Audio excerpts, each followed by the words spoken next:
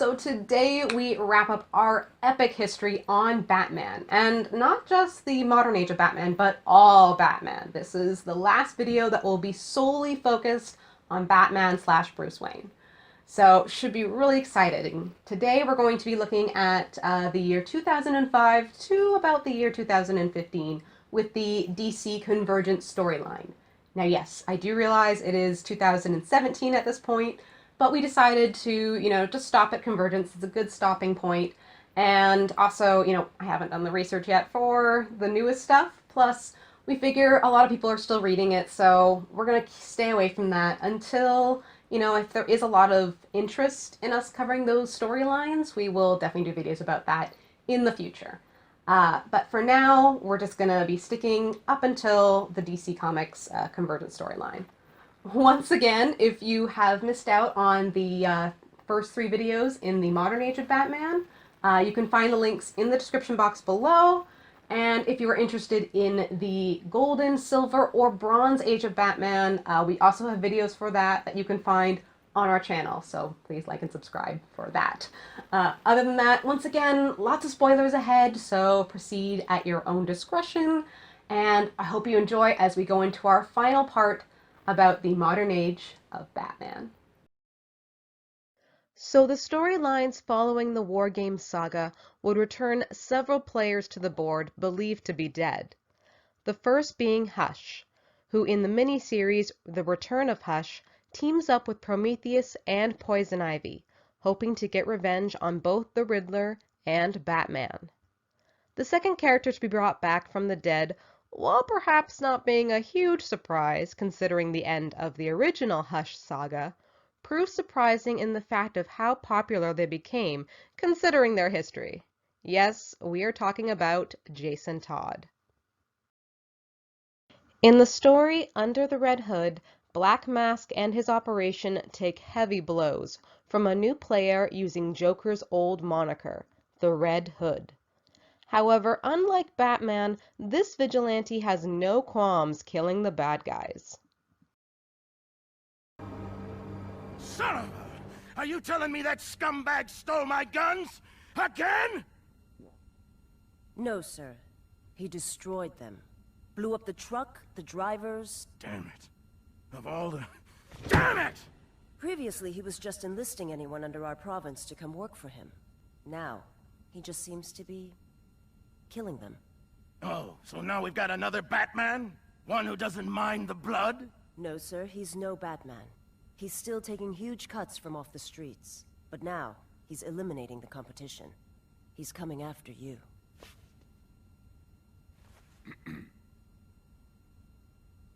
You wanna tell me why this guy ain't dead?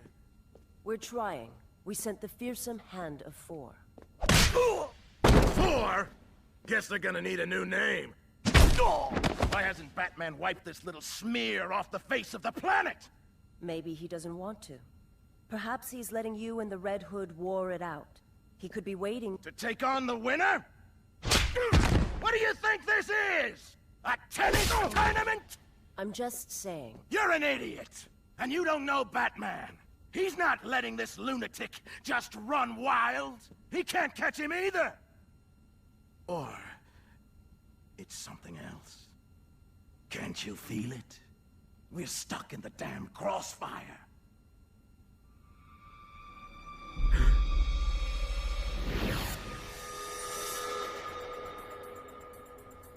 Oh, hell.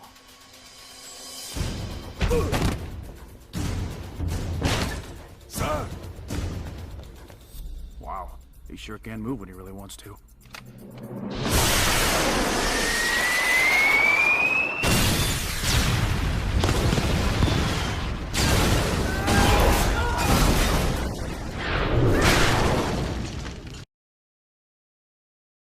This includes the Joker, who he has captured and plans to execute, though not before giving Batman the chance to come and meet him.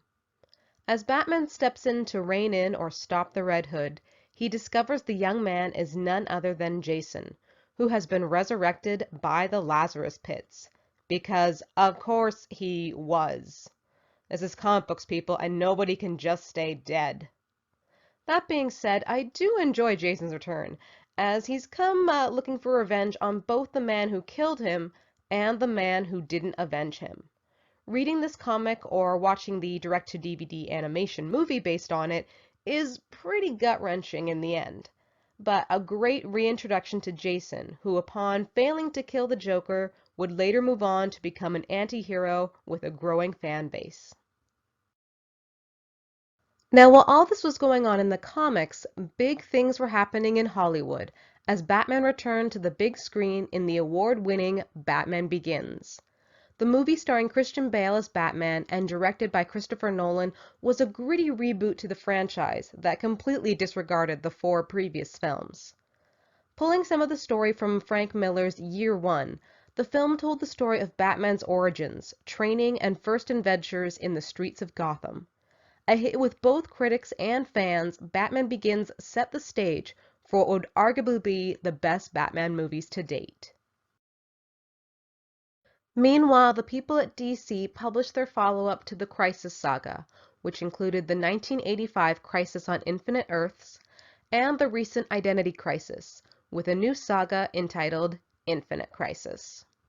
The story pulls the last few remaining characters of the pre-Crisis era out of their Paradise Pocket dimension, which are Lois Lane and Superman of Earth 2, Alexander Luthor, that is Lex Luthor's son, of Earth 3, and Superboy Prime of Earth Prime, with the intention to recreate their Earths they were from, or a new perfect Earth.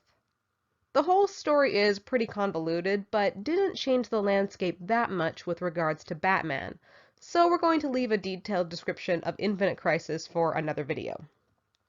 Needless to say, the pre-Crisis characters were unsuccessful in re-establishing the multiverse, but with Nightwing seriously injured by Alexander Luthor, Batman decides to step back from the role of Gotham's protector to retrain both himself along with Nightwing and Robin. Moving into the year 2006, with the conclusion of the Infinite Crisis, all of DC's main titles jump forward 1 year.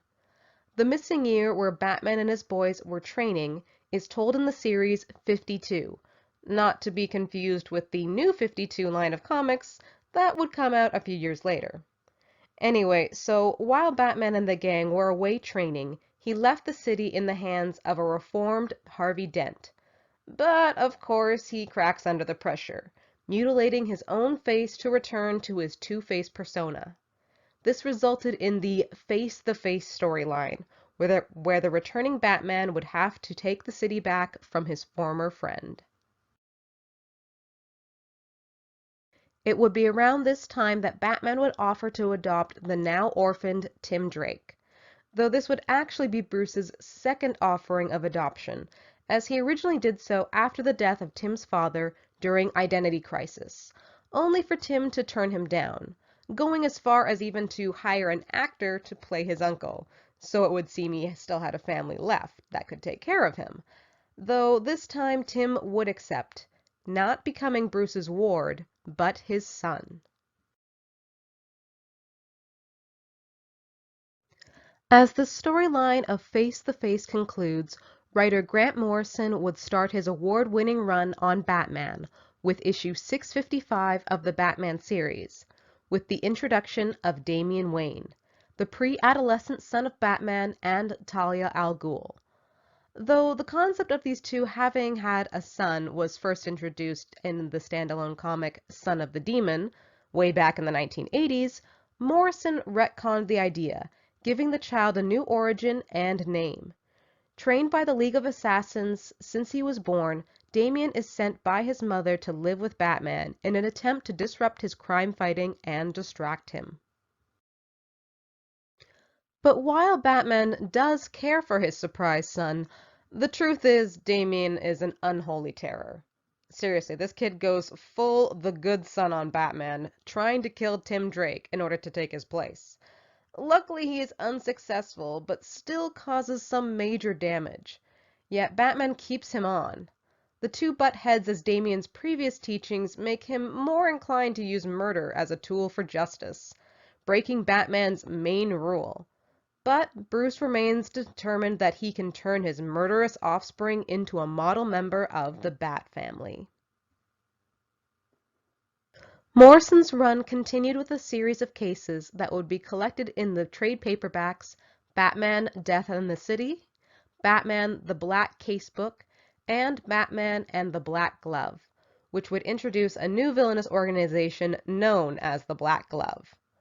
But in between a couple of these collections was the miniseries called The Resurrection of Ra's al Ghul, where the believed to be dead Ra's kidnaps both Damian and Robin, that is Tim Drake, in a plan to have one of the two boys become his new body. Ultimately, thanks to Batman and his allies, neither boy becomes host to Ra's, though the man does get a new body in the form of White Ghost, who is actually Raz's disowned son, Dusan. Talia takes Damian and flees, but this would not be the last that we would see of Batman's son. Following this storyline, not only would Batman now have to deal with a rejuvenated Ra's al Ghul, but the return of Hush in the Heart of Hush storyline. Having captured Catwoman and holding his life in her hands, Hush, aka Thomas Elliot, reveals that through plastic surgery he has recreated his face to be identical to Bruce Wayne's in an attempt to take over his life. Of course he would be unsuccessful, as Batman, with the help of magic user Zatanna, would save Catwoman and send Hush running. Once again, it would seem that Hush was killed as the helicopter he tried to escape in crashes, but like earlier confrontations, no body would be found. As we move into 2008, Morrison and Daniel's run of Batman hit a huge turning point with the story Batman R.I.P. Spanning other Bat family titles like Robin and Nightwing, the story would tell of how Batman was driven to the brink of insanity by Dr. Simon Hurt and the Black Glove. The story itself is pretty interesting, so I won't give away too many details should you want to read it yourself. But the plot involved the tarnishing of the Wayne family name, drugs, betrayal, Batmite, trigger phrases, and the return of Damian Wayne. But despite the fact that the story is named Batman R.I.P., it does not actually contain the death of the Caped Crusader. However, the story would lead straight into the crossover storyline Final Crisis, in which Batman appears to be killed by the supervillain Darkseid, who uses a blast of Omega rays to take out the Dark Knight. And unlike other times, this appears to be the real deal, as Superman is seen carrying out the very dead corpse of the Caped Crusader. While the Batman of the comics was now dead, Christian Bale's Batman was making his triumphant return in the feature film The Dark Knight, Christopher Nolan's sequel to Batman Begins. The film cast Heath Ledger as the Joker, and audiences were wowed by his incredible and distinct performance of the clown Prince of Crime. But taking on the dark and twisted role, along with his own personal problems, took a toll on the actor, who shortly after finishing the movie died from an accidental drug overdose. He was later posthumously awarded a Best Supporting Actor Oscar for the role. Back within the comic continuity, with Batman believed to be dead, Nightwing reluctantly took on the mantle of the Bat to keep the ultra-violent Red Hood / Jason Todd from becoming Batman in the series Battle for the Cowl. Damian would take on the mantle of Robin to fight alongside him, while Tim Drake took on a new identity called Red Robin. But Bruce Wayne couldn't really be dead, could he? The answer to this question came in 2010, in the story The Return of Bruce Wayne. Taking place after the events of Final Crisis, the 6-part series followed an amnesiac Bruce Wayne who had been thrown back in time by Darkseid's Omega Beam, as he was slowly pulled through time to the present. Each issue took part in a different period of history and was illustrated by different artists. Bruce was eventually joined by his allies Superman and the Time Master Rip Hunter, who had tracked their friend down. This epic tale reintroduced Bruce Wayne to the present and provided a unique look into the history of the DC Universe and the Waynes in particular. Following Bruce's return, 2 new Batman titles launched, including Batman Incorporated and Batman: The Dark Knight. Batman Incorporated saw Bruce Wayne organize a global operation that would in essence franchise the Batman figure. A different Batman would be set up in strategic locations and countries all around the world in order to help better defend it from escalating threats. At a press conference, Bruce not only announced this initiative, but revealed to the public that he had and would continue to financially back Batman's actions. The team he assembled included Robin, Catwoman, Batgirl, Black Bat, and Red Robin, among others, who worked together to battle against a new corrupt worldwide organization calling itself Leviathan. Though as this series went on, we still had Dick Grayson as the Batman of Gotham City, whose adventures were told through the Detective Comics story, The Black Mirror. But while all this was going on, a new event comic entitled Flashpoint would once again shake up the DC Universe. Revolving around the character Barry Allen, aka The Flash, and involving an alternate timeline where Bruce had died that night in Crime Alley instead of his parents, the outcome of the adventure merged several of DC's other properties, namely the Vertigo comics and the Wildstorm comics, with the rest of the DC Universe. This gave birth to the New 52, a series of 52 new and revamped comic titles, all starting at issue 1, which of course included Batman. However, this didn't disregard the continuity that had been established in the last few years, but several tweaks were definitely introduced. In the case of Batman, the New 52 saw Bruce Wayne once again as the Batman of Gotham, now not only dealing with his usual cast of villains, but also at war with a secret society and their enforcers, known as Talons, in the story Batman: Court of Owls. But that's not to say that Batman Incorporated was dead. The organization continued to operate, though Dick Grayson returned to his old moniker of Nightwing, relinquishing the mantle of the Bat back to its rightful owner. These new villains, such as Leviathan and the Court of Owls, were interesting to see, but the next big thing for Batman would see the return of his old nemesis, the Joker, in 2013.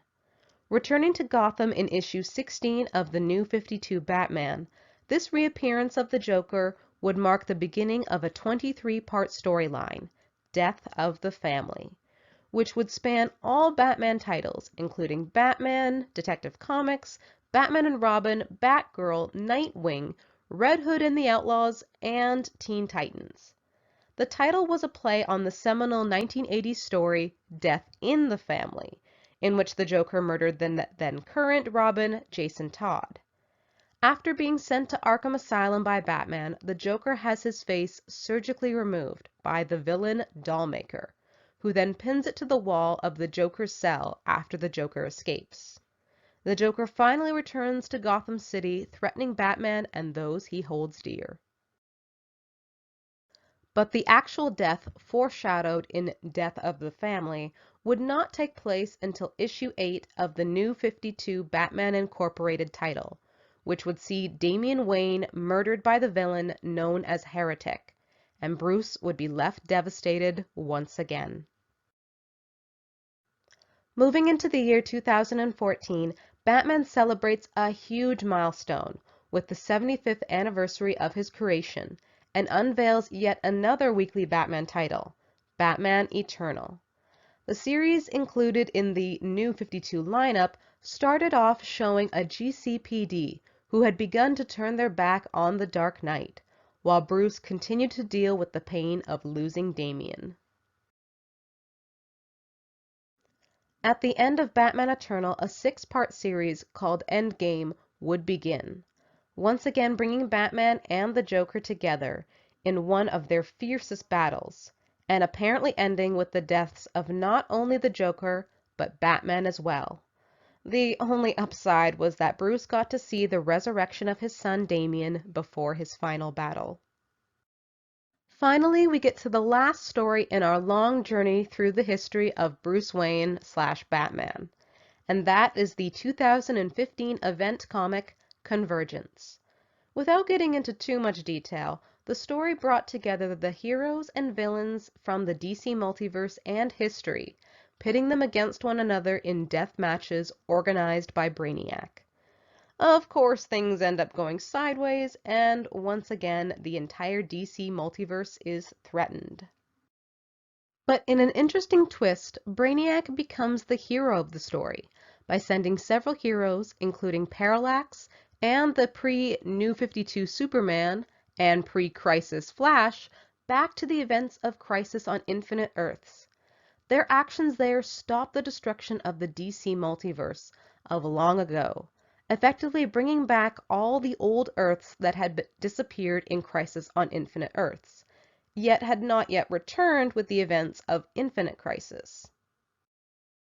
But what does all this mean for Batman? Is he still alive? Well, it seems that the answer is yes, with a but. That but being the question, is the Batman of the post-Convergence comics Bruce Wayne?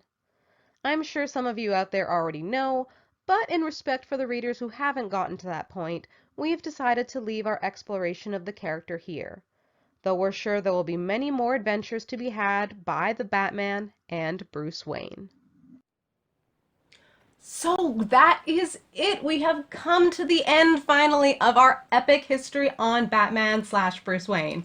So I hope you guys have enjoyed watching these videos as much as I have been in making them. If for some reason you still need more info on Batman, I highly recommend you check out this book. This is the Batman: A Visual History. It's by DK Books. It's, this has been my go-to. There's so much information. It's hefty, hefty, hefty. And, it actually, I think it goes up to the year 2016, so it's a little bit more than what I've done, which is up to 2015. So yeah, definitely check it out. It's really awesome. So what is up next? Now, we've had plans to continue with the Bat family and some other stuff, but with that being said, we're actually going to do something a little bit different. We're going to put a bit of a pin in the DC Unmasked videos for now, as we wait for, some stuff to ramp up, especially like the DCEU Justice League. I'm really curious about that. There's going to be some videos on that, I think, coming up later on. Same with Wonder Woman 2, and, with that coming out next year, I think it's next year, I believe, or is it 2019? Anyway, as it ramps up, regardless, we're going to be talking, obviously, about Wonder Woman, so that'll probably be the next DC Unmasked stuff that we look into. But it might be a little bit of time coming because we here at New World Slackers are always really interested in trying new things, finding out new stuff, and now that we have hit 1,000 subscribers, so, thank you guys so much for subscribing. It's wonderful. So we're past 1,000. I think we're at like 1,100. So once again, thank you guys for subscribing. I know a lot of you have come here for our Game of Thrones videos that Kieran puts together and I help with a little bit once in a while. We're still going to be doing those. We got lots of stuff planned ahead for those, so I'm excited for that. And we've got some new stuff that's coming down the pipeline. I won't say what just yet because I want it to be a bit of a surprise, but definitely keep watching this channel for, some new videos coming down the pipe, and hopefully, a few weeks from now. We're still getting our stuff together, but it should be really exciting. So once again, thank you guys so much for watching. I hope you enjoyed these videos. Remember to like and subscribe, and I hope to see you again soon. Okay, thank you. Bye.